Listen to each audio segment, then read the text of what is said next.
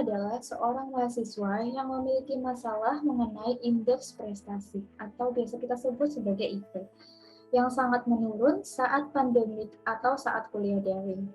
Menurutnya, hal ini terjadi karena ia selalu sibuk dengan kesibukan organisasi online yang ia miliki. Dan dikarenakan hal itulah, ia menjadi malas belajar dan juga menunda-nunda mengerjakan tugas kuliah. Ia sadar apa yang dilakukannya adalah kesalahan dan kelalaian dirinya, tetapi ia bingung harus memulai memperbaikinya dari mana. Lalu untuk memecahkan masalahnya, akhirnya ia berinisiatif dan memutuskan untuk berkonsultasi dengan konselor yang berada pada UPT BK kampusnya. Tetapi dikarenakan kampus yang masih memberlakukan perkuliahan online atau daring, maka konsultasi dilakukan setelah pembuatan jadwal dan juga secara daring melalui Zoom meeting. Halo Camilla. Halo Ibu. Suaraku kedengeran nggak ya? Kedengaran Camilla dengan jelas. Ngomong-ngomong, aku mau minta maaf dulu ya kalau misalkan sedikit berisik di sini karena semua saudaraku tuh benar-benar lagi kumpul di sini. Jadi ya mohon dimaklum ya Bu. Oke, gak apa-apa. Wah seru banget ya lagi ngumpul-ngumpul di rumah gitu ya. Karena kan mau lebaran juga ya Bu. Jadi ya gitulah, pada ngumpul saudara-saudara. Oke. Oke Kamila, gimana nih kabarnya? Kabar ya Bu, alhamdulillah sih sampai saat ini masih baik. Ibu sendiri gimana? Baik juga Ibu, alhamdulillah. Oh iya, berhubung Apa kita baru banget ketemu nih, mungkin Kamila juga belum tahu kan nama aku siapa, nama Ibu siapa. Gitu. Jadi Ibu mau memperkenalkan diri dulu. Nama Ibu Putri Nuril Utakila, cuman Kamila boleh panggil Ibu dengan Ibu Kila aja. Kalau mungkin Kamila juga mau kalau misalnya mau memperkenalkan, walaupun di Zoom udah tertera ya namanya, cuman boleh kalau Kamila mau memperkenalkan diri. Oke, jadi namaku panjang sih Afifan Rol Kamila. Nama panggilannya biasanya orang panggil aku Kamila Bu. Oke, Kamila. Salam kenal ya Kamila. Iya Ibu, salam kenal juga. Oke. Oh iya, Ibu juga pengen tahu nih Kamila ini lagi sibuk apa sih? Akhir-akhir ini jujur aku pasti sesuai kewajibannya Bu, sibuk kuliah. Tapi ada juga nih aku lagi sibuk nonton drakor juga sama dipenuhi dengan jadwal-jadwal organisasi aku. Oh gitu, wah menarik ya. Berarti selain kuliah, Kamila ini lagi juga mungkin mengisi waktu karena kan mungkin perkuliahan juga kita masih daring ya di kampus kita gitu. Jadi mungkin selain kuliah, jadi Kamila mengisi waktunya dengan mengikuti beberapa kegiatan dan juga menonton drama-drama Korea tentunya ya. Betul banget Bu. Sekalian ngisi waktu kan, karena kalau mikirin kuliah doang kan terlalu pusing gitu. Jadi diisi waktu sama ikut-ikut organisasi online ya, bukan offline gitu. Jadi begitu kesibukan Kamila ya. Bagaimana nih kuliahnya Kamila? Ibu juga belum tahu kan ya Kamila ini dari semester berapa, dari prodi apa gitu. Oh ya, sebatas informasi aja sih, kan aku lagi kuliah semester 4, jurusan multimedia sih. Kesibukannya ya itu sih kuliah aku. Aku sebenarnya punya keresahan loh Bu tentang kuliahku. Oh gitu. Jadi kuliahnya masih semester 4 di jurusan multimedia begitu ya. Oke. Mungkin Ibu senang banget nih sebelumnya Ibu juga mau bilang terima kasih dan Ibu merasa senang sekali Kamila sudah mau menemui Ibu dan mungkin setelah ini mau membagikan sedikit ceritanya kepada Ibu. Dan mungkin kalau kayak gitu Kamila mau nanya-nanya dulu nggak nih mungkin tentang Ibu atau tentang bagaimana nanti konseling berlangsung dan lain sebagainya gitu. Mungkin sebelum aku cerita, aku pengen ini sih Bu, pengen nanya sistem aja. biasanya kalau sistem konseling kayak gini tuh kayak gimana sih? Karena jujur aku tuh di sini kayak pertama kali konseling gitu loh Bu. Jadi kayak aku tuh masih nggak tahu harus mau ngapain. Terus kayak abis cerita kita ngapain gitu loh. Oke, Gitu Bu. mungkin Ibu sedikit jelaskan ya untuk pendekatan apa yang mungkin nantinya kita lakukan dan bagaimana sistem konseling yang mungkin nanti juga kita lakukan gitu. Jadi sebelumnya Kamila kan sudah membuat atau men-set jadwal meeting dengan saya begitu ya. Jadi kalau Kamila ingat waktu itu saya juga sempat chat-chatan dengan Kamila dan sedikit mencari tahu sebenarnya Kamila lagi merasakan atau lagi apa ya bilangnya mungkin lagi merasakan keresahan apa sih gitu dan kenapa alasannya tuh kenapa ingin berkonsultasi kepada saya gitu. Dan dari beberapa poin yang Kamila sampaikan sebelumnya saya memutuskan untuk mungkin sekarang saya akan melakukan atau menggunakan pendekatan yang bernama client centered itu, yang mana pada pendekatan kali ini Kamila lah yang akan berpartisipasi aktif dalam menuntaskan atau memecahkan masalah yang Kamila sedang hadapi. Dan konselor atau saya sendiri itu berguna untuk mendampingi saja dan juga mengarahkan ke arah yang lebih baik. Seperti itu Kamila, kurang lebihnya. Berarti kalau aku bisa simpulin nanti setelah aku cerita nanti kurang lebih Ibu bakal terus dampingi kayak progres-progres dari aku, apakah lebih baik kah, sama lebih ke mendampingi ke arah supaya nggak salah jalan ya Bu ya? Iya betul sekali Kamila. Paham Bu. Mungkin kayak gitu untuk sedikit penjelasan mengenai pendekatan yang akan kita lakukan atau bagaimana konseling yang akan kita lakukan nanti. Nah, mungkin nggak usah lama-lama lagi kali ya, karena waktu juga sudah malam gitu, kita melakukan konseling di malam-malam nih, karena mohon maaf sekali sebelumnya saya baru bisa ada jadwal yang senggangnya itu di malam hari gitu.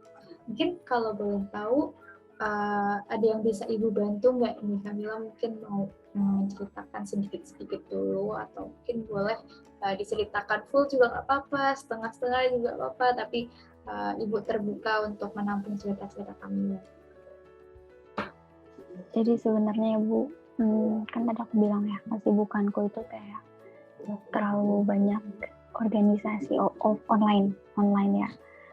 Nah kebetulan aku tuh lagi kayak ngalami nilai IPK aku tuh turun banget anjir, kayak maksudnya bukan kayak dari semester 2 ke 3 anjlok, tapi kayak dari semester 1 kan aku sekarang semester 4. Dari semester 1, 2, 3, 4 tuh progresnya turun semua gitu loh Bu, nggak ada yang naik. Kayak misalkan IPK semester 1 ku 3,9, terus IPK semester 2 turun lagi 3,7, terus semester ketiga itu turun lagi.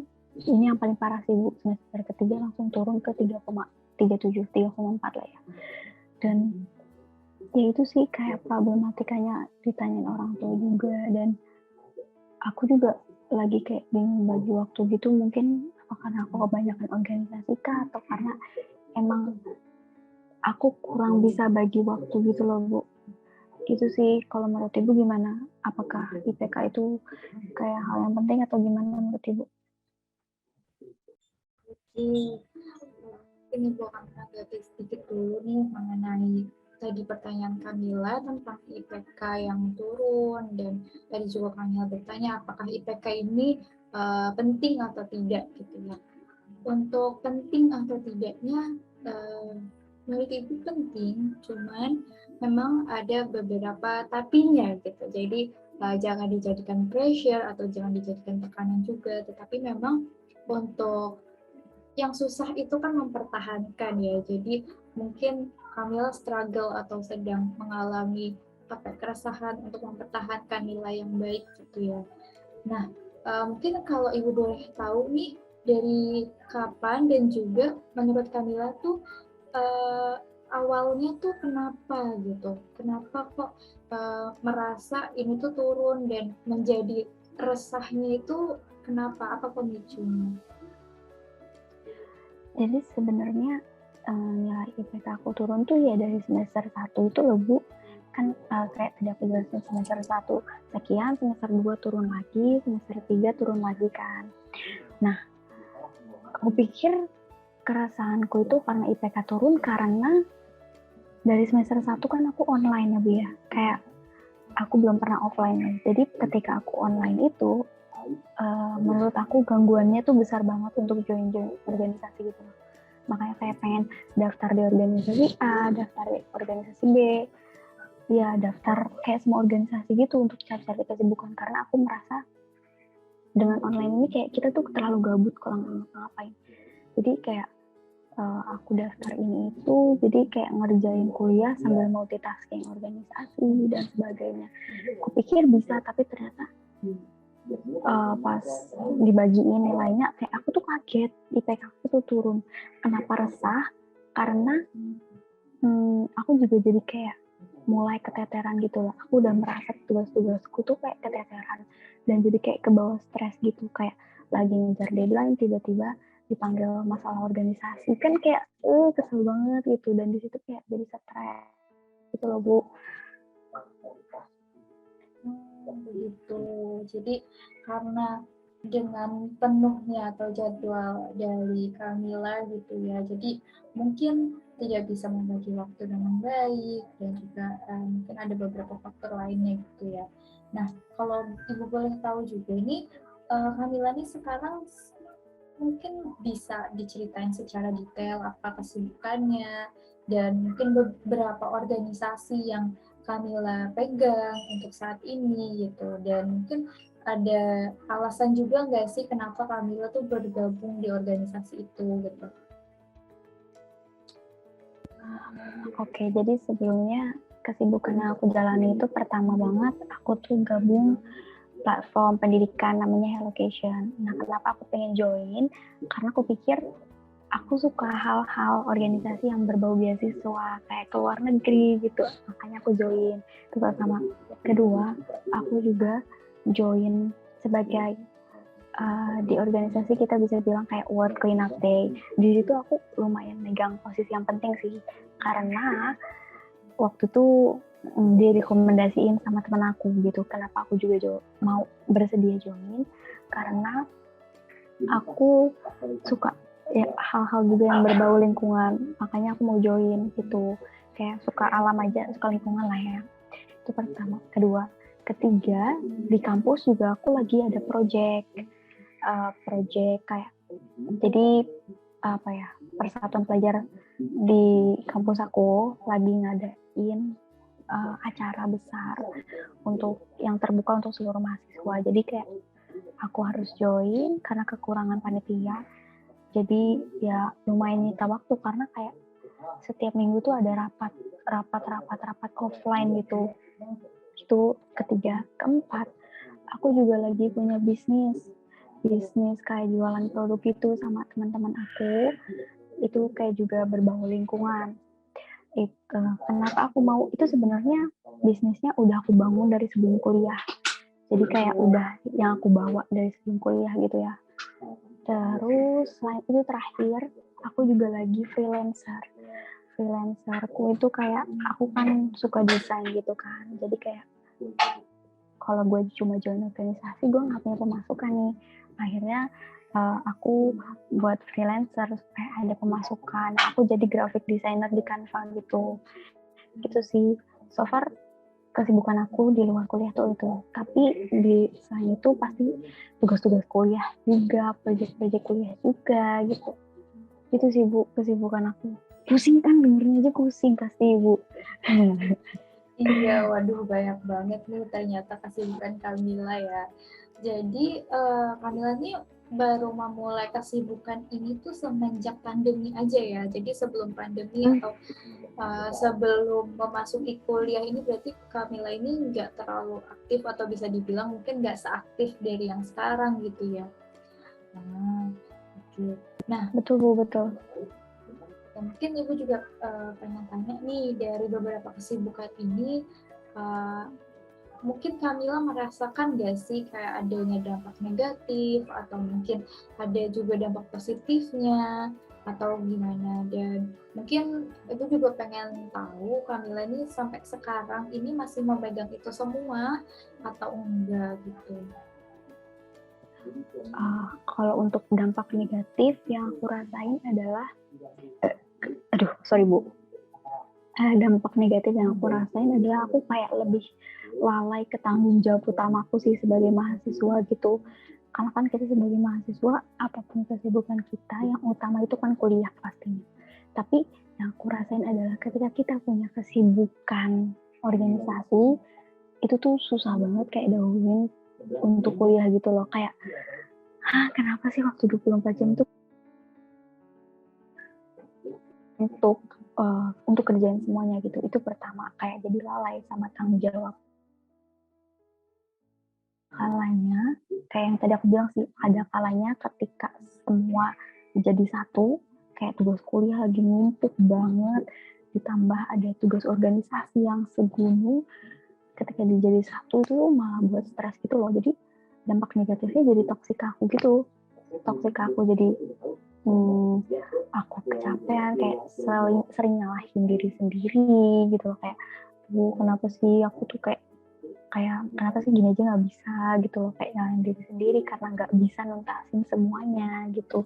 Terus ya jadi banyak jadi stres, kayak jadi ngerasa sendiri, ngerasa pengen aku pengen bebas gitu loh.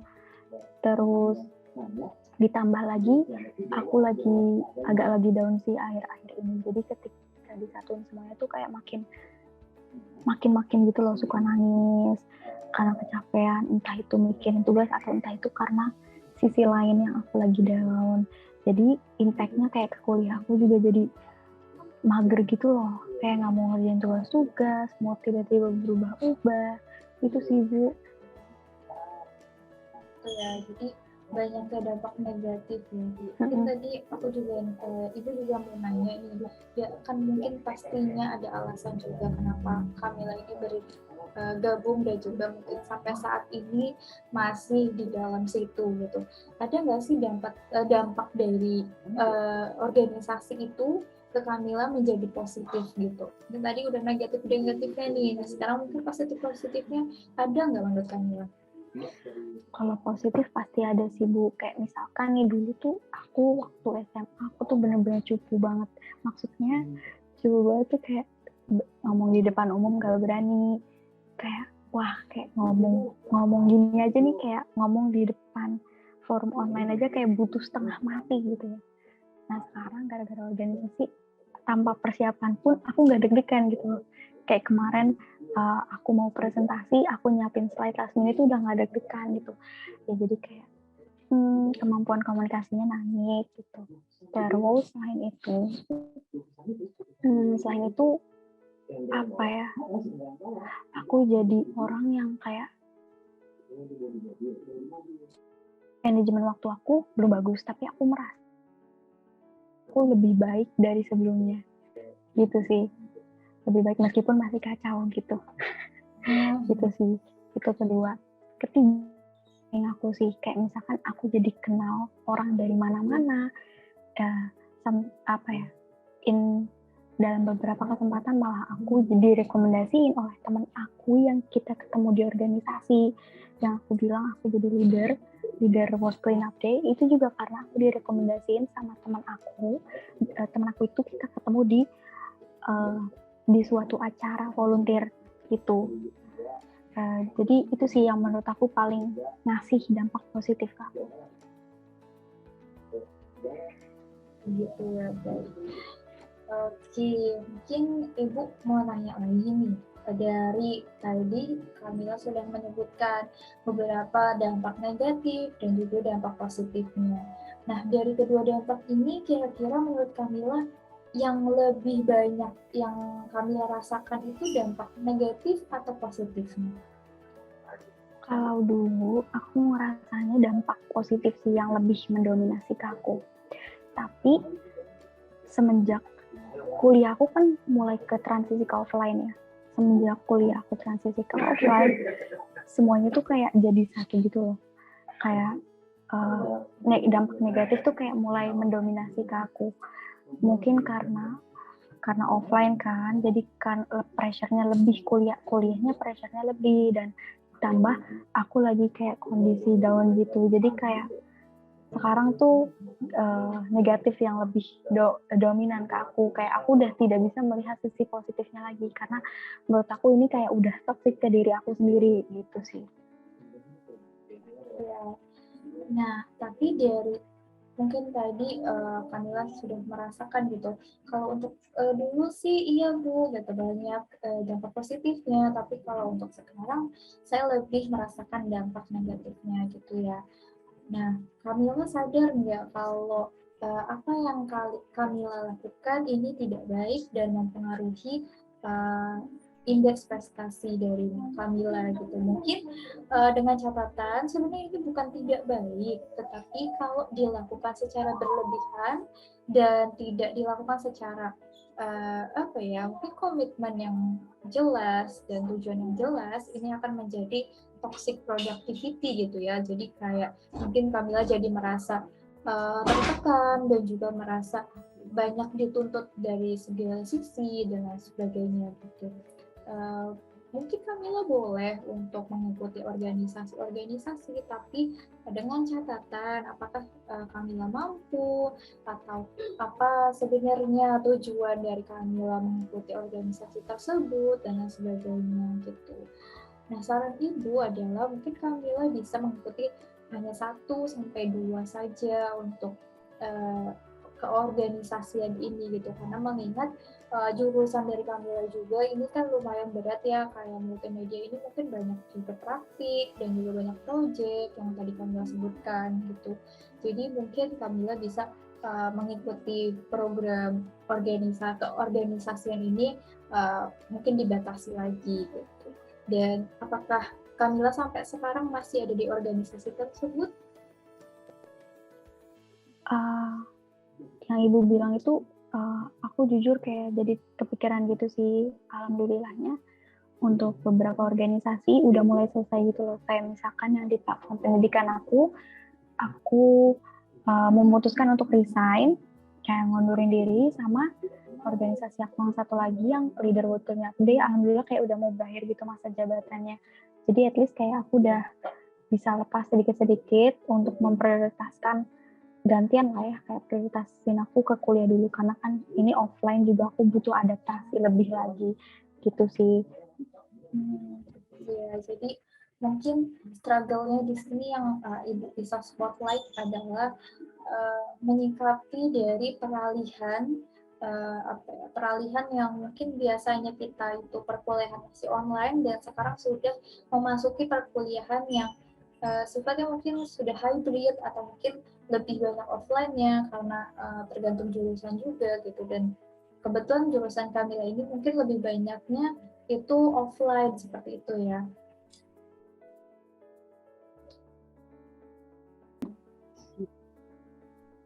Oke, mungkin dari situ Ibu juga mau nanya nih, apa yang Kamila sudah lakukan dengan mungkin struggle ini atau kayak untuk apa ya, untuk lebih mengatasinya gitu. Dari Kamila sendiri ada nggak sih Kamila sudah melakukan apa gitu?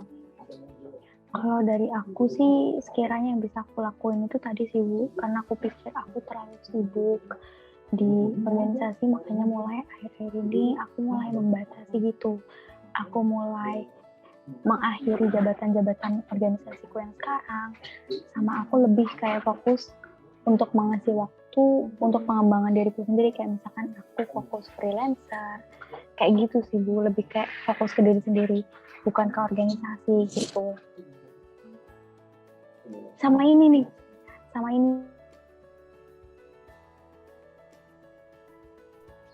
Kamila sibuk sama aku, nah itu bagian dari usahaku, untuk bagian dari usaha. Sorry Bu, baterai saya mau habis, jadi ada notif jadi mati gitu, sorry Bu. Saya kira karena sinyal gitu ya, karena kan kita konseling secara online ya, beginilah resikonya ya. Iya Bu. Ya boleh dilanjutkan Kamila tadi sedikit terputus. Udah sih. Oh, jadi intinya selain aku membatasi diriku ke organisasi, aku juga kayak konsul ke ibu supaya mental aku jadi sehat, karena aku cerita, membagi bebanku ke orang lain gitu sih. Jadi supaya lega aja, itu bagian dari usahaku sih. Gitu, Bu. Baik Kamila, Ibu sangat mengerti sekali masalah yang sedang Kamila rasakan atau yang sedang Kamila hadapi saat ini. Di sini Ibu tuh hanya bisa membantu kamu sebagai seorang konselor saja, yang mana nantinya semua keputusan dan semua kendali ada di tangan Kamila sendiri. Ibu hanya membantu untuk mengarahkan Kamila untuk mencapai otonomi atau perubahan yang lebih positif lagi ke depannya ya. Iya, makasih banyak ya Bu. Kalau begitu, mungkin Ibu mau tanya juga nih menurut Kamila apa saja mungkin yang harus diperbaiki, apa yang sudah, gue lupa ngekat. Tidak. Oke, ini siapapun yang edit cutnya dari yang tadi gue ngomong lebih positif lagi ke depannya ya. Oke. Ulangin, 1, 2, 3. Ya, Ibu setuju dengan beberapa pendapat Kamila yang sebelumnya Kamila sudah utarakan dan juga tadi juga Kamila sudah mungkin lakukan sebelumnya. Dan di sini Ibu akan share screen dan juga mengirimkan link Google Docs untuk kita isi, gitu ya. Dikarenakan proses konseling kita secara virtual, maka Ibu mengganti kertas dan bolpen dengan Google Docs yang bisa berbagi dan memiliki akses untuk mengeditnya. Jadi sebelumnya itu kalau kita melakukan proses konseling secara offline atau secara tatap muka, biasanya Ibu akan memberi Kamila itu selembar kertas dan juga bolpen untuk nantian Kamila isi gitu. Kamila bisa tulis apa saja yang harus dilakukan di Gdocs itu ya. Sebentar, Ibu share Gdocs-nya di kolom chat dulu ya. Sebentar. Berarti ini aku tulis apa aja yang bisa aku lakuin untuk masalah-masalah aku itu ya Bu ya? Iya, betul. Apa yang kira-kira tuh Kamila mau lakukan gitu untuk menyelesaikan masalah Kamila. Ibu bakal share screen juga. Mungkin jadi oke, Kamila sudah masuk ya ke linknya berarti ya? Iya, udah. Mungkin boleh ditulis. Berarti aku bisa langsung tulis aja Bu ya? Iya, boleh langsung tulis aja satu apa gitu. Kayak gini? Boleh.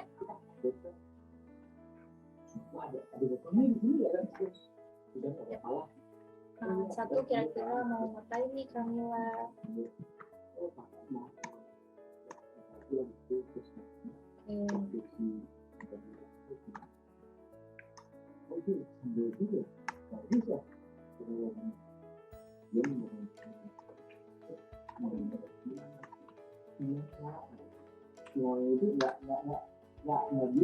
Bagus, yang poin 1 mungkin Kamila mau membatasi diri Kamila juga sebelum join organisasi gitu ya. Nah, mungkin selanjutnya step selanjutnya apa nih setelah membatasi diri Kamila?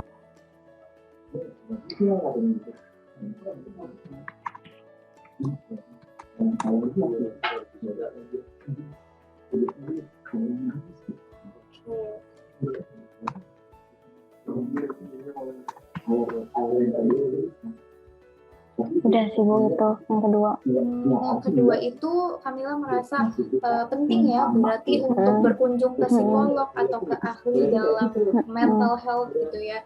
Jadi Kamila juga karena Kamila merasa ini tuh sudah tidak baik gitu ya untuk diri Kamila.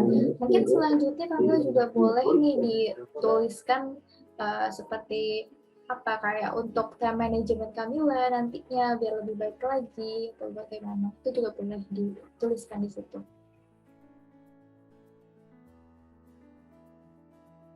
Halo Kamila.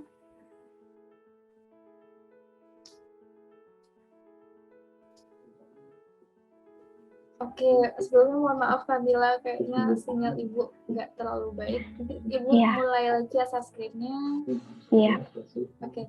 Aku udah sampai poin 3. Ingin lebih disiplin untuk menulis to the list dan skala prioritas.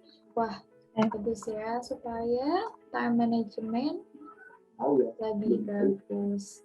Oke. Nah, menurut Kamila dari 3 poin ini sudah cukup atau mau ditambahin lagi nih untuk pertemuan kita hari ini? Menurut aku udah cukup sih Bu, kayak yang aku lakuin, karena aku juga nggak mau terlalu banyak lakuin, karena aku takutnya pusing, kayak aku harus ini, aku harus itu, jadi biarin kayak aku jalan pelan-pelan dulu sih Bu, gitu. Oke, betul. Ibu juga setuju untuk pendapat Kamila yang barusan. Kita nggak harus banyak yang harus, maksudnya Kamila nggak harus buru-buru untuk langsung merubah habit Kamila yang sebelumnya gitu, tapi mulai dari langkah-langkah kecil dulu aja nggak apa-apa. Oke, Ibu anggap 3 poin ini Kamila sanggupi untuk Kamila lakukan nantinya. Nanti setelah ini Ibu akan mungkin rapikan sedikit dan beberapa tambahin ada kata-kata dan lain sebagainya. Nanti juga Ibu akan bubuhkan table atau kolom untuk nanti Kamila tanda tangani, dan nanti sampingnya lagi itu Ibu juga akan tanda tangani. Untuk apa? Untuk biar perjanjian atau mungkin file ini tuh terlihat lebih sah dan juga Kamila bisa dengan serius menjalankannya. Seperti itu ya Kamila. Oke Bu, paham. Siap Bu. Stop share screen dan sebentar. Oke. Oh iya, Ibu akan membuat jadwal juga nih untuk pertemuan kita selanjutnya ya, agar kita sama-sama tahu perkembangan dari Kamila dan juga merencanakan step apa lagi yang bisa dilakukan oleh Kamila nanti ke depannya biar lebih baik lagi. Oke Bu. Mengerti Kamila? Iya, aku so far mengerti sih Bu. Aku juga pengen ngucapin makasih banyak karena udah dengerin ceritaku dan kayak bantu ngarahin aku tuh harus kayak gimana, karena jujur itu ngebantu banget sih Bu, meskipun kayak hal sederhana yang kita lakuin sekarang tuh menurut aku banyak banget berdampak ke aku supaya bisa lebih baik lagi gitu Bu. Semoga dari pertemuan kita pada malam hari ini itu akan membuahkan hasil dari mungkin yang Kamila inginkan, yang ingin Kamila capai gitu ya. Itu mungkin dijauhkan dari toxic productivity yang sebelumnya Kamila rasakan gitu ya.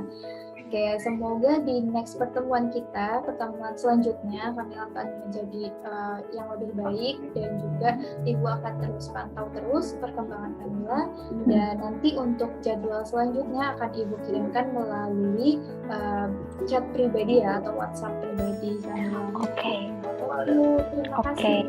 Oke, makasih banyak Ibu. Berarti ini kita udahan ya Bu ya? Iya. Aku udah boleh leave room? Boleh. Terima kasih ya Kamila. Oke deh, makasih Bu. Iya. Terima kasih balik Bu. Waalaikumsalam.